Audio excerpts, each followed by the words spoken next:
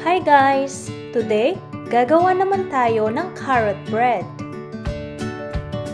Gusto nyo bang matutuhang gawin ito? Panoorin nyo ang video na to hanggang sa dulo ah! Tara, magsimula na tayo!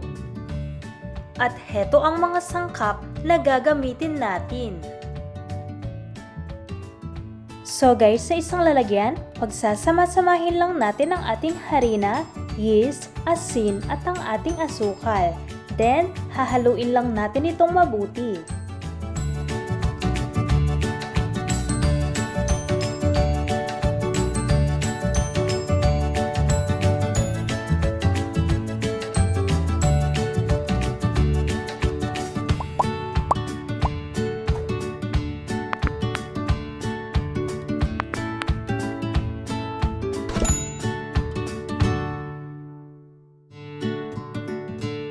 Next, ilalagay lang natin ang ating carrots sa ating blender at maglalagay tayo dito ng tubig at i-blend lang natin ito.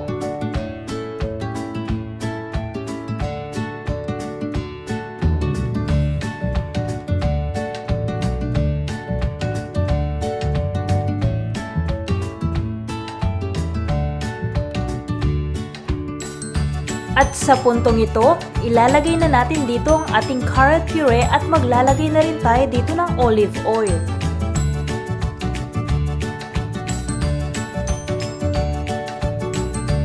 Then, i-mix lang natin itong mabuti gamit ang ating spatula.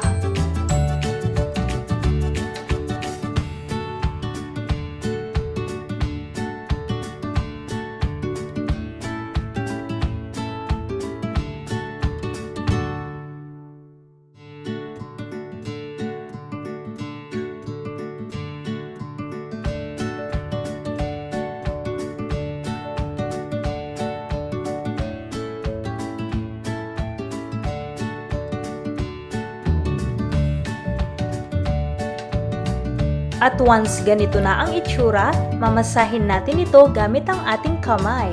Paalala lang guys na dapat nakapaghugas na kayo ng kamay bago nyo gawin ito. At pagkatapos masahin, i-cover lang natin ito at maghintay ng 1 oras. At pagkatapos ng 1 oras, ito na guys ang itsura ng ating dough. Mamasahin natin ito ulit ng mga ilang minuto.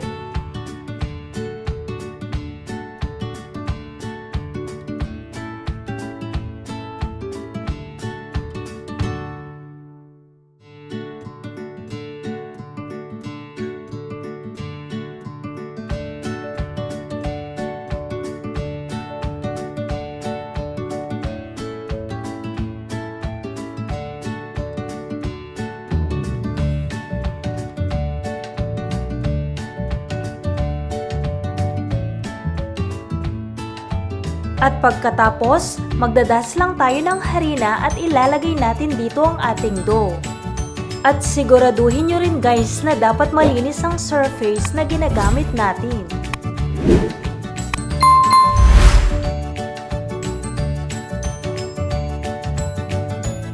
Hahatiin natin ang ating dough ng 12 peraso. At bibilugin lang natin ito ng ganito.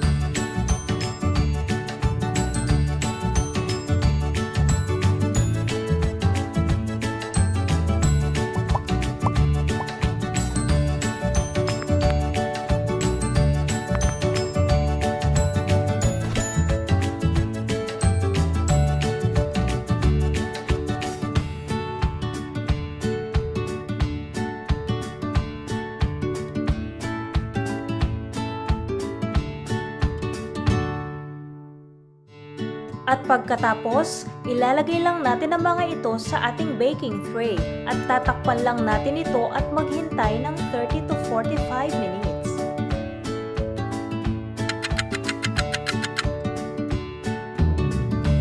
At bago natin i-bake ang ating carrot bread, i-decorate muna natin ang mga ito.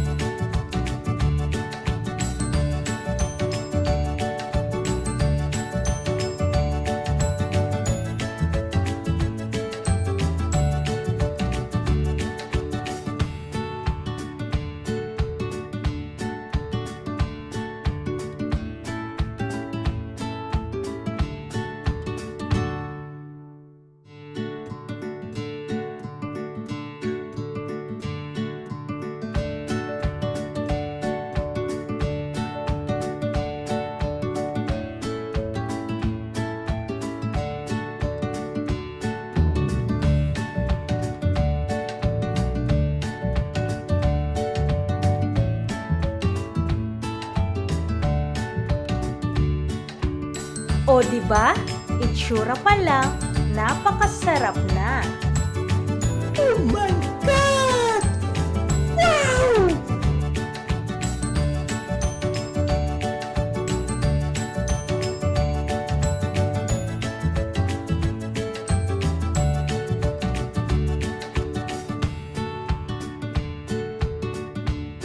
At pagkatapos i-decorate ang ating carrot bread, i-bake natin ang mga ito ng 20 minutes.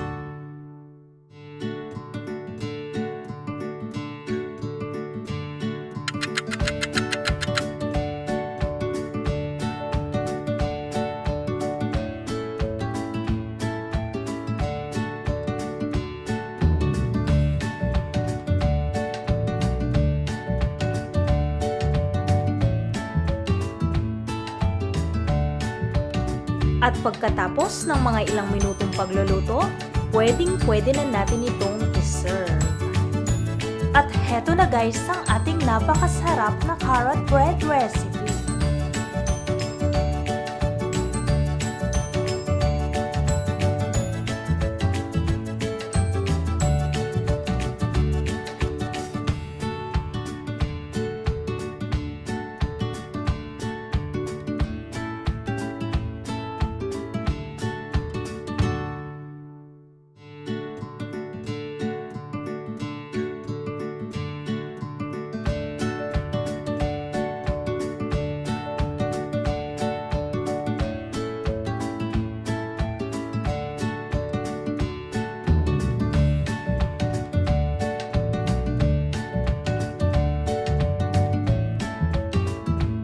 Bon appetit!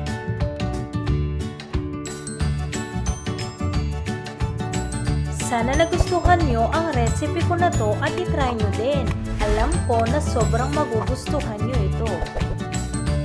I hope you guys enjoy this video and please make sure to thumbs up, subscribe, and hit the notification bell for more updates.